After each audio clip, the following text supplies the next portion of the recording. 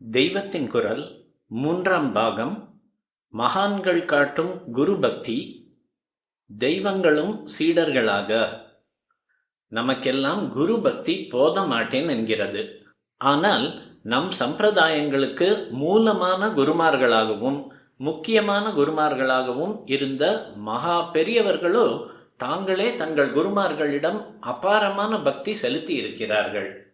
ஆதி குரு தட்சிணாமூர்த்தி அவருக்கும் கூட ஒரு குருவிடம் தாம் பணிவாக இருந்து சிஷ்யனாகி உபதேசம் வாங்கிக் கொள்ள வேண்டும் என்று இருந்திருக்கிறது. பரமேஸ்வரனான அவரே தம் சொந்த குழந்தையிடம் கை கட்டி வாய் பொத்தி பிரணவோபதேசம் வாங்கி கொண்டிருக்கிறார். ஞானமே வடிவானவள் அம்பாள். அவளும் பதியான ஈஸ்வரனிடம் சிஷ்யையாகி உபதேசங்கள் வாங்கி கொண்டிருக்கிறாள். அநேக ஆகம தந்திரங்கள் ஈஸ்வரன் அம்பாளுக்கு உபதேசம் பண்ணினவைதான். ஸ்ரீராம ராம ராமேதி ரமே ராமே மனோரமே சஹஸ்ரநாம தத்துல்யம் ராமநாம வரானனே என்பதாக மும்முறை ராமநாமா சொன்னால் அது சஹஸ்ரநாமம் சொன்னதற்கு சமானம் என்று ராமநாம மகிமையை சொல்லும் ஸ்லோகம் அம்பாளுக்கு ஈஸ்வரன் உபதேசித்ததுதான் என்று விஷ்ணு சஹஸ்ரநாமம் அறிந்தவர்களுக்கு தெரிந்திருக்கும்.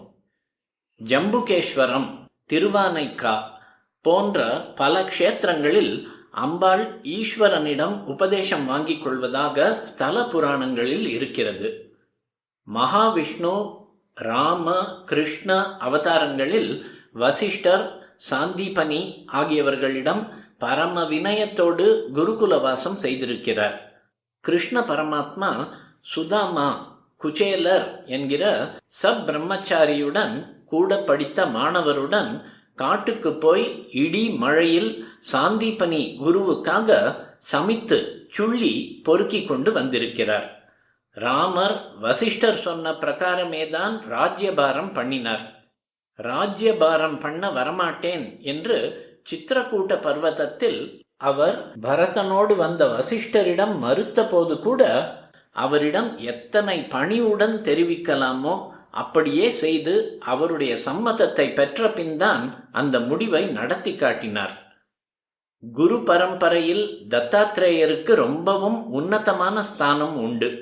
அப்படிப்பட்டவரோ மண்ணு, தண்ணி, மலைப்பாம்பு, குளவி, ஒரு தாசி, ஒரு வேடன், ஒரு சின்ன குழந்தை இவை உள்பட 24 பேரை தம்முடைய குரு என்று சொல்லிக்கொண்டு அவர்களிடமிருந்து தாம் இன்னின்ன பாடம் கற்றேன் என்று பாகவதத்தில் சொல்கிறார்.